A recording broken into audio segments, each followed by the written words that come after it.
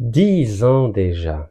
Aujourd'hui, c'est le 18 avril 2025. Sachez, pour ceux qui ne le savent pas, qu'il y a 10 ans, jour pour jour, j'arrivais dans la ville saharienne de Ain Salah après 1255 kilomètres à pied. Une marche que j'avais organisée avec une dizaine de militants qui avait commencé le 21 mars 2015 à Tizi Ouzou, et c'était une marche à la fois contre l'exploitation du gaz de schiste et contre la corruption.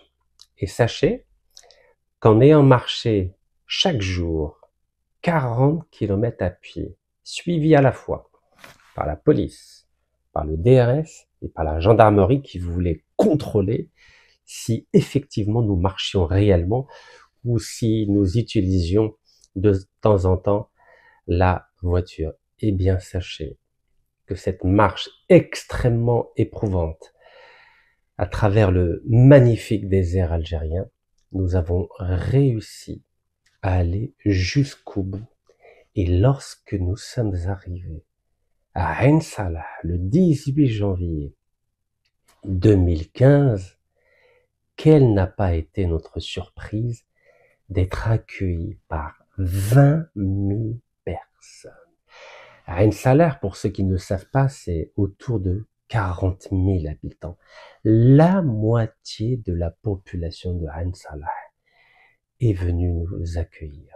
Et croyez-moi, quand vous avez marché 1255 kilomètres et que vous êtes fatigué, lessivé, éprouvé, c'est là où j'ai commencé à avoir des problèmes au niveau de mon ménisque, au genou droit.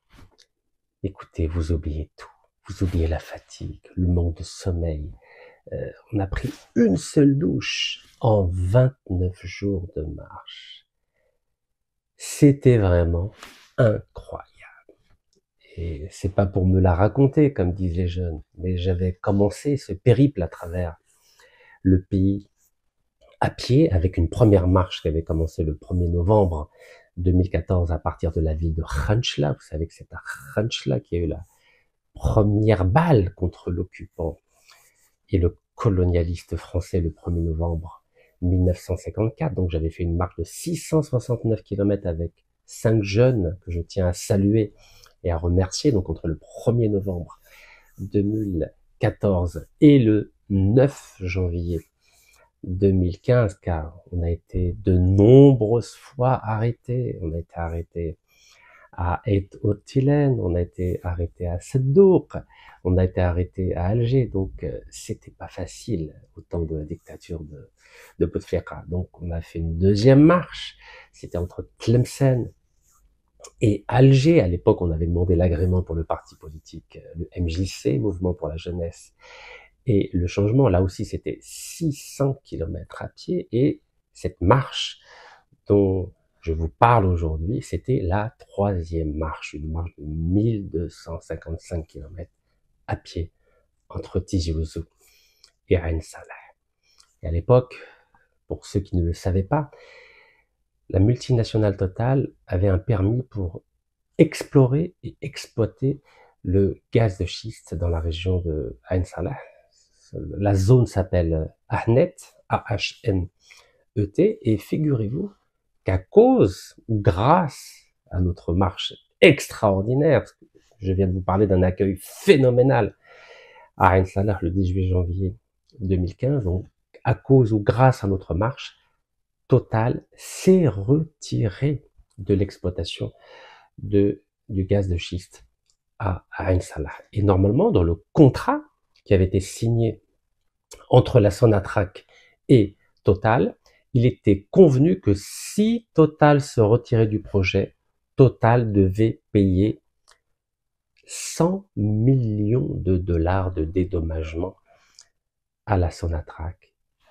Figurez-vous que Total n'a jamais payé ces 100 millions de dollars à la Sonatrach, donc au peuple algérien. Car Total en Algérie se comporte comme si elle était encore chez elle au temps de la colonisation. Et vous pouvez interroger les journalistes, les spécialistes pétroliers, vous pouvez même contacter la direction de la Sonatrach, jamais Total n'a payé ces 100 millions de dollars qui étaient prévus dans le cadre du contrat qui est lié Total à la Sonatrach si Total se retirait du projet Arnet à Ain Salah. Cette marche, vous savez, elle n'était pas contre le principe du gaz de schiste, elle était pour la mise en place d'un moratoire de 7 années sur le gaz de schiste, car à l'époque, vous savez, les techniques d'exploration et d'exploitation du gaz de schiste ne permettaient pas de garantir une exploitation qui se conjugue avec les soucis environnementaux. Vous savez que la seule richesse du Sahara, en dehors du gaz et du pétrole, c'est l'eau.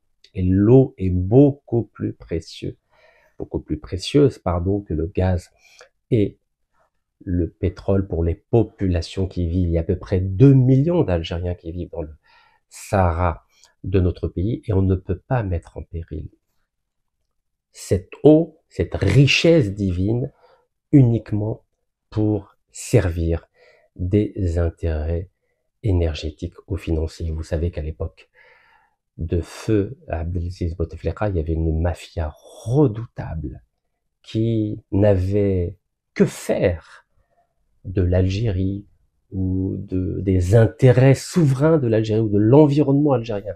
La seule chose qui intéressait cette mafia des 40 voleurs, c'est ainsi que je l'avais appelé, c'était simplement de s'enrichir personnellement.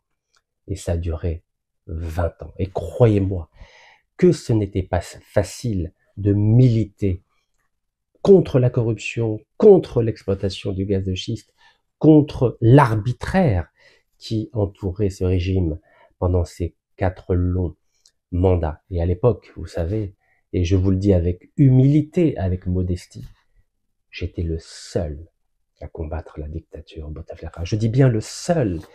Et encore une fois, je ne suis pas là pour minimiser le rôle d'autres personnes, mais à l'époque, il y avait une peur terrible en Algérie. Et très peu de gens avaient le courage que j'avais, encore une fois, je le dis avec beaucoup de modestie et beaucoup d'humilité.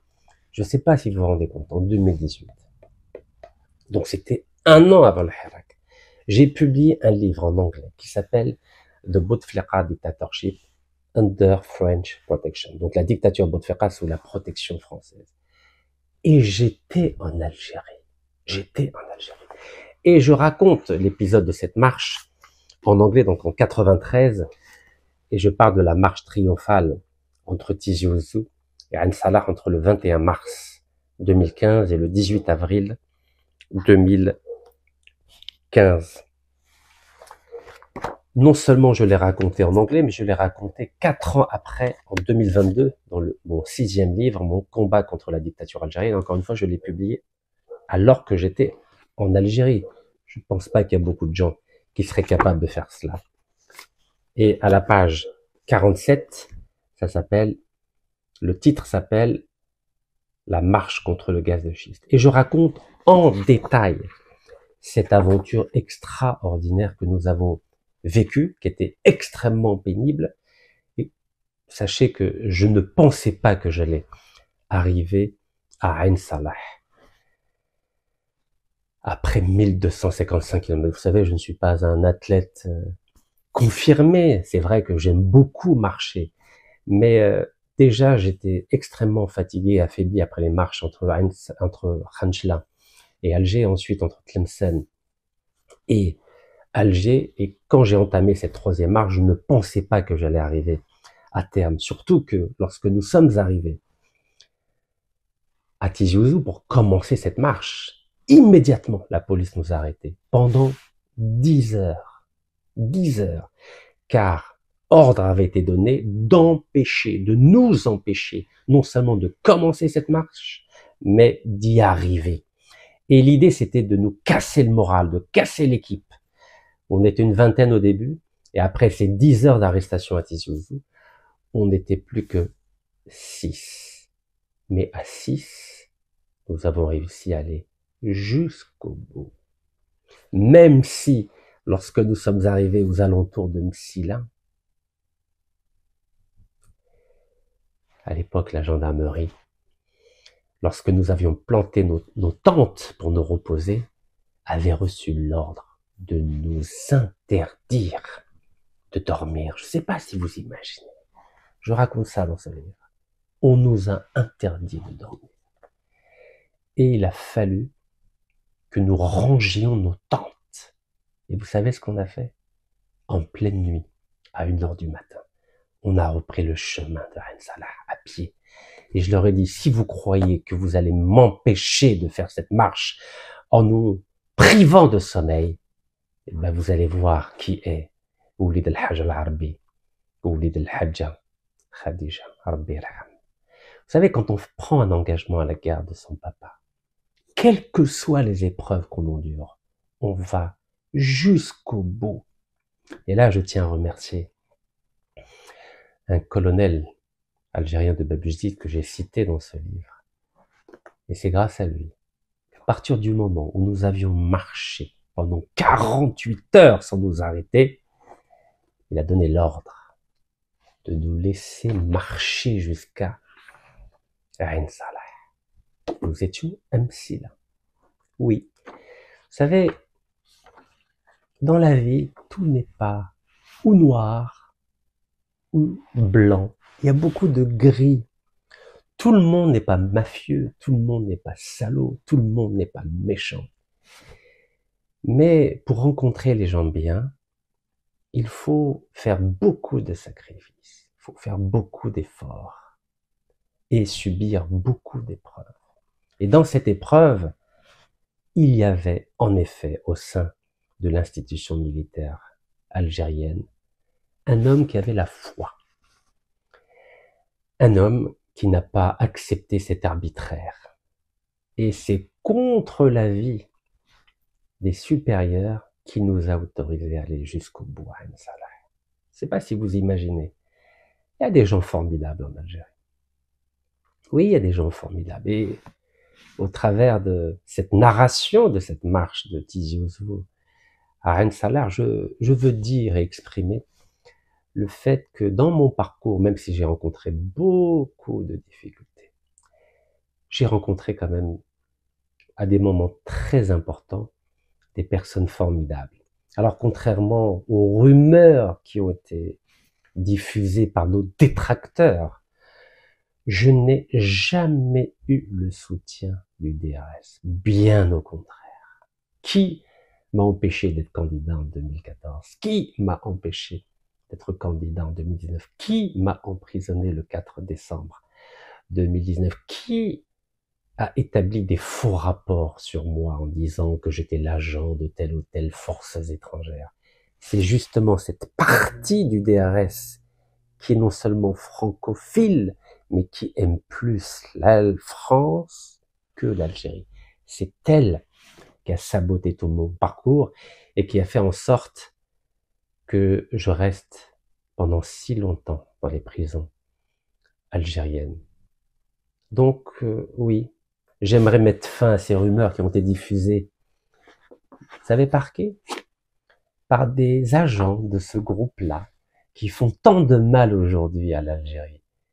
Il y en a qui se cachent à Paris, d'autres au Maroc. Ce sont ces gens-là qui ont saboté mon parcours en diffusant des fausses informations pour que la jeunesse algérienne doute de moi. Et c'est ces mêmes gens qui ont dit que j'avais un passeport américain, alors que je n'ai depuis 2013 qu'un seul passeport, le passeport algérien, avec un visa américain. Voilà, un visa américain. Et oui, dans notre pays, il y a toujours eu des détracteurs et ça ne va pas changer. Il faut simplement faire attention aux pots de banane. C'est ce que j'essaie de faire. Et maintenant que ça fait 12 ans que je me suis engagé sur le terrain politique et militant algérien, j'espère que vos yeux se sont un peu ouverts pour éviter dans le piège de ces détracteurs. Et parmi eux, vous savez qu'il y a une personne qui se cache à Paris et qui est en train de salir l'institution à la fois de notre pays, l'image de notre pays et l'image de notre président. C'est pas Rachid Nekaz qui salit l'Algérie. Vous l'avez bien vu. Je passe mes journées à défendre l'Algérie. Quand bien même j'ai été emprisonné à 4 reprises, quand bien même j'ai été arrêté à 120 reprises en Algérie, quand bien même on m'a empêché d'être candidat au présidentiel, aux législatives, aux municipales. Jamais on m'a permis d'être candidat dans mon pays. Et en 2017, avant les présidentielles de 2019, c'est l'ancien ministre des Affaires étrangères, M. Ramtan Ramamra, qui a donné l'ordre au consulat d'Algérie à Paris d'invalider ma candidature pour me présenter aux élections législatives de mai 2017. Et oui, ce Ramtan Ramamra dont certains disent tellement de bien, qui en 2017 disait que Macron était l'ami de l'Algérie, un ami qui a trahi l'Algérie en reconnaissant la marocanité du Sahara occidental, un ami qui a trahi l'Algérie en essayant de faire en sorte qu'une entreprise israélienne puisse posséder 11,5% du gaz algérien à Adrar. Et oui, il y a beaucoup de traîtres au sein de l'appareil d'État algérien. Et ces traîtres-là avaient un boulevard au moment de la dictature Bouteflika. Et oui, les Outrabdo, les Chakib Khalé, les Saïdani, les Farid Boujaoui, et j'en passe, c'est des meilleurs. Et oui, pas facile de lutter au sein d'une dictature pour les intérêts de notre pays. Qui a dénoncé tous les biens mal acquis de ces voyous, de ces mafieux? Personne n'a osé le faire. Je dis bien personne n'a osé le faire entre 2013 et 2019. Et quand 2019 est arrivé, après un périple extraordinaire à travers les 48 wilayas du pays, tout d'un coup, le peuple algérien s'est réveillé. Et à l'époque, il avait dit: nous ne voulons pas de représentants, nous ne voulons pas de représentants, nous ne voulons pas de représentants, c'est le peuple qui décide. Mais vous savez bien qu'on ne peut pas réussir une révolution pacifique sans représentants, sans des professionnels de la politique. Parce que la politique, c'est non seulement une science, mais un art. Et le peuple dans son ensemble n'a ni la science, ni l'art de la politique. Parce que chacun sa fonction, chacun son métier. Et vous avez vu ce qui s'est passé après. 20 millions de gens dans la rue, pendant quelques mois, et tout d'un coup, tout le monde est rentré à la maison. Et devinez pourquoi. Car on ne réussit jamais une révolution pacifique sans des professionnels et sans des artistes de la politique. Regardez ce qui s'est passé au Sénégal. Eux avaient la maturité politique. Et lorsque j'ai présenté mon plan B, qui a été tellement décrié en Algérie, lorsque j'ai présenté ce même plan au leader Ousmane Sonko, par l'intermédiaire de son avocat, Maître Clédor Cirili, pendant 9 mois, on était en contact régulièrement. Et alhamdoulilah, les Sénégalais avaient l'intelligence, la sagesse et l'écoute nécessaires pour l'appliquer et pour le réussir. Et aujourd'hui, quitte au pouvoir au Sénégal, un homme qui était en prison 15 jours avant l'élection. Car les Sénégalais ont écouté mes petits conseils que j'ai présentés aux médias sénégalais à 2 reprises. Vous avez vu les vidéos que j'ai publiées. Bref, vous savez, la vie m'a appris à avoir de l'humilité, de la modestie. Et si j'ai décidé de vous raconter tout cela à l'occasion du 10e anniversaire de cette marche extraordinaire contre le gaz de schiste et contre la corruption d'Algérie entre le 21 mars 2015 et le 18 avril 2015, c'est simplement pour vous rappeler que il est important pour un citoyen d'être humble et modeste, mais il est tout aussi important pour un peuple tout entier d'être humble et modeste et de reconnaître le talent là où il est. Et j'ai pu remarquer que lorsque je parlais en Darija, vous savez, ma langue arabe, mon dialectal arabe, je l'ai appris avec mes parents qui étaient analphabètes, qui n'ont jamais été à l'école, car c'était aussi cela le résultat de la colonisation française. Et je le dis régulièrement, lorsque la France est arrivée en Algérie, il y avait 90% des Algériennes et des Algériens qui étaient alphabétisés, c'est-à-dire qui savaient lire et écrire grâce aux écoles coraniques. Mais 132 ans plus tard, 90% des Algériennes et des Algériens ne savaient ni lire ni écrire, et parmi lesquels mes parents. Donc j'ai appris le dialectal avec au contact de mes parents. Et en effet, mon dialectal, c'est un dialectal de la campagne algérienne, de Chlef.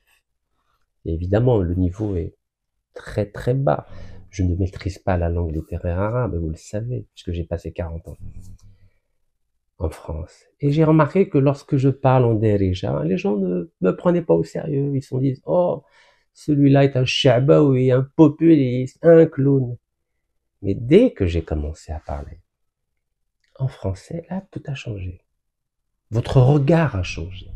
Et là, tout d'un coup, vous avez découvert un autre Rachid.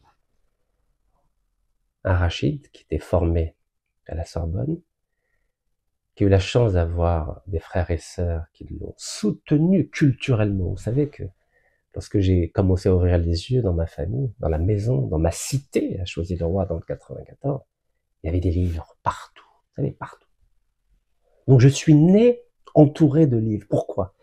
Car mes frères et mes sœurs lisaient en permanence. Et c'est grâce à mes frères et mes sœurs que j'ai lu autant de livres. Des livres d'histoire, de philosophie, de littérature, d'anthropologie, de psychologie, de psychanalyse, de sciences humaines, d'ethnologie et j'en passe. Et c'est cette culture-là que j'ai appris davantage à la maison qu'à la Sorbonne. Et oui, car j'avais des frères et des sœurs brillantissimes, et je tiens à le dire, et j'en suis très très fier. Mes parents avaient la sagesse, mais mes frères et sœurs avaient la culture. Et c'est cette culture-là qui m'a permis d'avoir un regard aiguisé à la fois sur la situation en France, en Algérie, en Afrique et dans les relations internationales. Et c'est grâce à cette culture que j'ai eu la chance de publier un livre avec les 7 chefs d'État les plus importants de la planète. J'avais que 28 ans. Aujourd'hui, j'en ai 53, j'ai l'impression que je régresse. Non, je ne régresse pas. J'ai simplement été détourné de ma trajectoire en m'engageant dans la scène politique algérienne. Non seulement je ne le regrette pas, mais j'en suis extrêmement fier, car chaque soir avant de m'endormir, et que je pense à mes défunts parents, et notamment à mon défunt père, je me dis que j'ai respecté l'engagement que j'ai pris à l'égard de mon papa lorsqu'il était extrêmement malade 6 mois avant qu'il nous quitte. Oui, j'en suis très fier. Ça fait 12 ans, et je vous avais dit dès 2014 que mon engagement en Algérie, Inch'Allah, serait pendant 20 ans. Il reste 8 ans. Alors aujourd'hui, ça fait déjà 10 ans que j'ai effectué cette marche de Tizi Ouzou à Ain Salah contre le gaz de schiste et contre la corruption. Le temps passe vite. C'est vrai que j'ai mal aux genoux, j'ai un certain nombre de maladies, mais je suis pas là pour me plaindre. Vous voyez, j'ai toujours le sourire. Je crois que j'ai appris à être un peu plus calme, un peu plus sage. Et sachez une chose, j'étais opposant du régime Bouteflika parce que il était aux ordres de la France. Et vous savez où il allait se faire soigner? Au Val-de-Grâce, hôpital militaire français. En tant que citoyen algérien, on ne peut pas accepter qu'un président algérien aille se faire soigner dans un hôpital militaire français. Où sont les secrets d'État dans ce cas-là? Vous savez qu'avec une simple piqûre, vous pouvez faire avouer n'importe quoi à n'importe qui. Donc le fait que notre ancien président est allé se faire soigner dans un hôpital militaire français, c'était une erreur politique énorme. Et je suis très content que l'actuel président algérien, dont je ne suis pas l'opposant, bien au contraire, je serai jusqu'à la fin un loyal soutien. Lui est parti en Allemagne se faire soigner. Et j'espère qu'à l'avenir, tous les chefs d'État, tous les hommes politiques, tous les citoyens algériens se feront soigner dans notre pays, en Algérie. Vous savez que je me suis fait, moi, opérer du nez en Algérie, dans une clinique H9, pas Alger, H9. Et ça s'est très bien passé, alhamdoulilah, grâce au docteur, le chirurgien, monsieur docteur Boutchiche, à Terre Saha. À un moment donné, quand on aime son pays, il faut avoir le courage de se faire soigner dans notre propre pays. Vous voyez cette photo. À cause de mon engagement, justement contre la corruption, j'ai eu mon nez cassé. J'ai failli mourir ce jour-là, c'était le 6 octobre 2017, par un membre de la famille de Saïdani, parce que je luttais contre les biens mal acquis, c'est-à-dire les appartements achetés par cette mafia des 40 voleurs du régime Bouteflika en France, avec l'argent du peuple algérien. Et depuis ce jour-là, je n'entends plus de l'oreille droite. L'ouïe de mon oreille droite ne fonctionne plus. Mais j'ai toujours le sourire. Donc oui, j'étais opposant du régime Bouteflika, mais je suis un loyal soutien du président Si Abdelmajid Tebboune, car c'est lui qui m'a accordé 3 grâces présidentielles pour que je puisse sortir de prison, pour que je puisse continuer à me soigner, à revoir ma femme, mon fils, que j'ai pas vu pendant 4 ans. 4 ans. Et à revoir mes frères et mes sœurs qui m'ont toujours soutenu jusqu'à ce jour. Car pendant que j'étais emprisonné et placé en résidence surveillée, la France, là, dont vous voyez le drapeau, m'a saisi tous les biens, bloqué tous les comptes, condamné à 18 mois de prison ferme, interdit à vie de faire du business. Vous voyez, cette France que certains Algériens adorent. Et en plus de ça, délivrer un mandat d'arrêt international. Et vous savez que je me suis rendu volontairement aux autorités françaises après avoir été autorisé à quitter l'Algérie le 5 octobre 2023. Et j'ai été emprisonné en France, pays où je suis né, pays où j'ai publié 6 livres. Je suis resté 75 jours à la prison de Fresnes. J'ai fait appel d'une condamnation d'1 an de prison. On devait me donner un bracelet électronique, me mettre un bracelet électronique. Apparemment, le juge n'a pas osé se présenter à la convocation qu'il m'avait lui-même fixée. C'était le 24 janvier, 2024. Et j'ai fait appel. Le procès a eu lieu le 21 mars dernier. Et le verdict aura lieu le 3 mai prochain. Ici, je suis aux États-Unis, mais je ne suis pas un fuyard, un lâche, comme l'ancien ministre algérien de l'Industrie, le corrompu Abdeslam Mouchouareb.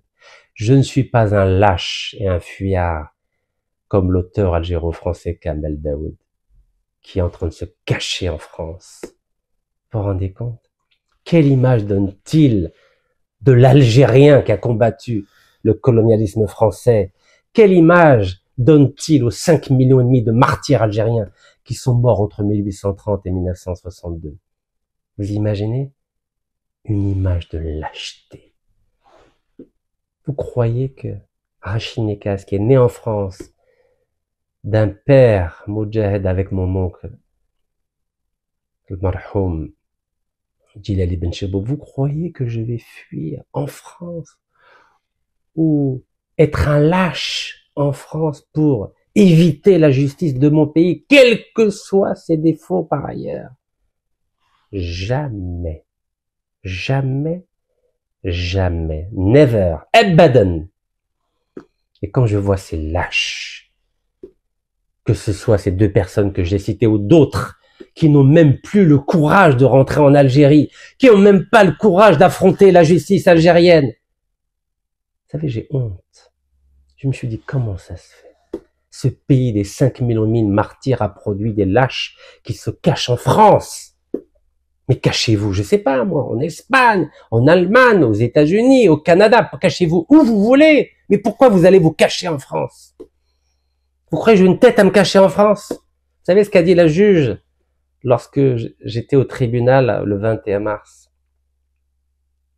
à Paris? Elle m'a dit, mais on voit que vous Vous voyagez aux États-Unis, en Algérie, au Maroc. Vous savez qu'on n'a pas d'accord d'extradition avec ces pays. Je lui dis, Madame la juge, vous croyez que je vais me cacher pour éviter de vous affronter, vous, alors que mon père, ancien moudjahid, a combattu le colonialisme français, alors que 5 millions d'Algériens ont été massacrés par la France. Vous croyez que je vais fuir, moi, en Algérie ou aux États-Unis, au Maroc? Non, je vous affronte, les yeux dans les yeux. Oui, il faut affronter la France. Et il faut assumer son algérianité. Si l'Algérie, quels que soient ses défauts, a quelque chose à reprocher à un de ses enfants, il faut se rendre à la justice algérienne. La tête haute. Et s'il faut aller en prison, il faut aller en prison. J'ai été en prison. Et vous savez que je me suis rendu à la justice algérienne le 4 décembre 2019, alors qu'on m'avait prévenu. Attention Rachid, si tu viens en Algérie, tu vas être emprisonné. Vous croyez que je vais donner l'image d'un lâche à mon unique fils? Vous croyez que je vais donner l'image d'un lâche à tout mon douar? Vous croyez que je vais donner l'image d'un lâche à l'ensemble du peuple algérien? Moi qui ai combattu la dictature Bouteflika, moi qui ai combattu 8 pays européens qui avaient interdit à des femmes de porter l'habit de leur choix, vous croyez que je vais me cacher? Je ne serai jamais un lâche. Barakallahu fikum. Tahiyat Jazair. Allah yarham Chouad.